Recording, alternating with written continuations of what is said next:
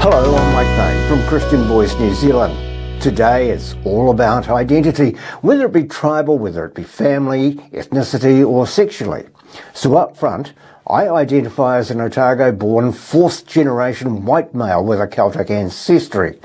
I also identify as a family person, and above all, I'm not a closeted person. I'm totally out of the closet and declare I'm openly Christian. Great. I'm glad we've got that out of the way. Now, in today's culture, though, we're so hung up on titles, branding, if you like, and while we should show honour to those we follow, we are today what we are. No amount of gene therapy will make us any different. We are what we are because we are what we choose to be. I'm going to say it. There are biological signs on our bodies which confirm we are a certain sex. But I get there are people in the world who want to be different, and while I go back to a comment a moment ago, you are what you choose to be. But not everybody's going to agree with you, right?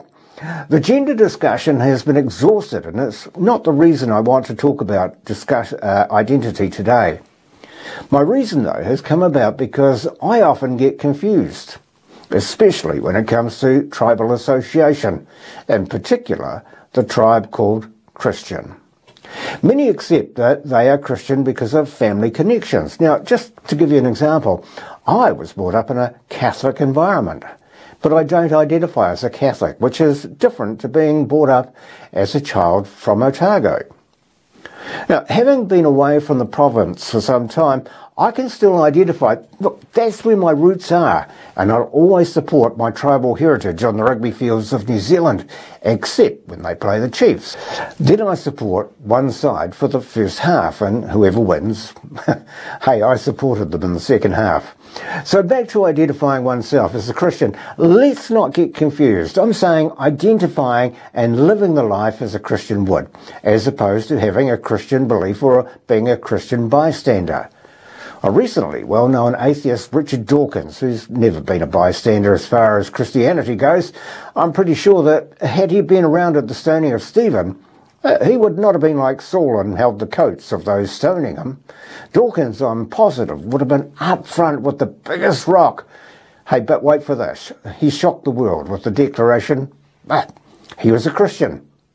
Turns out, though, that Dawkins isn't actually a fully paid-up follower of Jesus. So the question is, what kind of Christian is he? Is he a Methodist, an Anglican, a Pentecostal, an evangelical? No.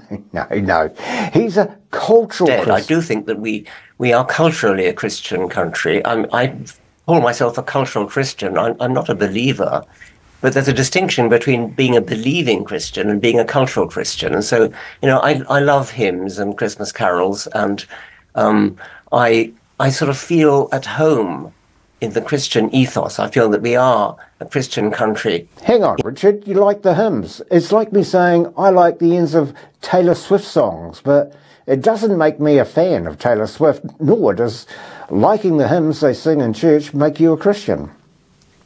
Believe it or not, there are many who are like Dawkins. They see something, just one thing in Christianity, and believe that they're a Christian.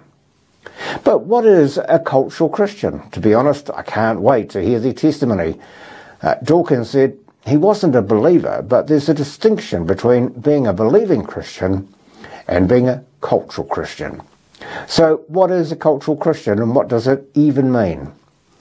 Well, maybe the dictionary definitions can help us here.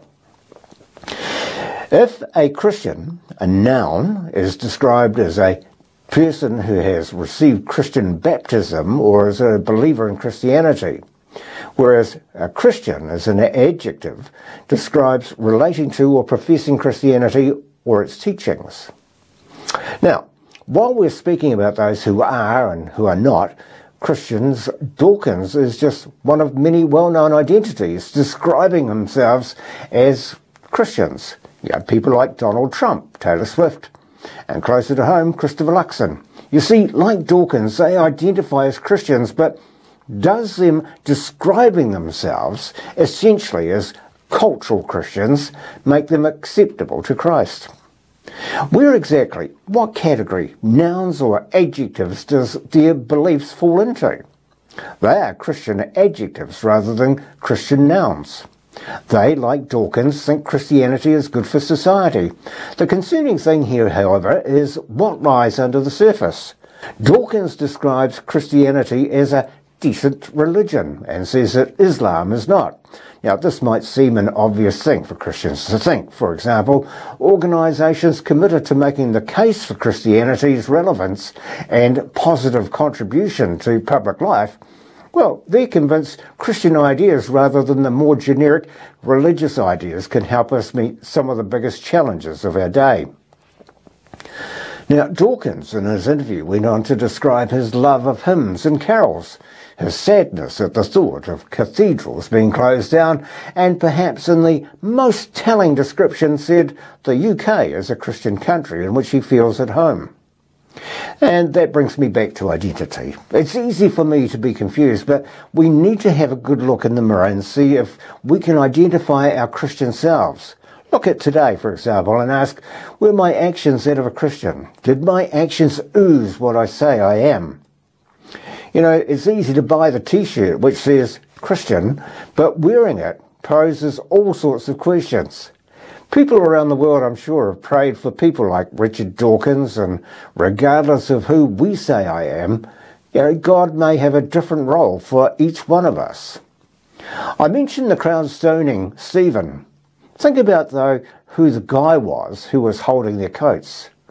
Yeah, God had a plan for him, and he has a plan for you.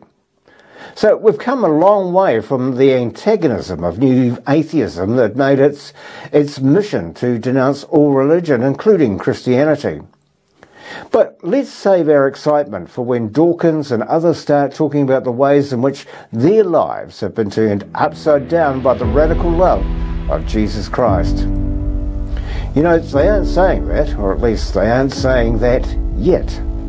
But as we search for our own identity in Christ, stop and listen for the answer to the question, who does God say I am?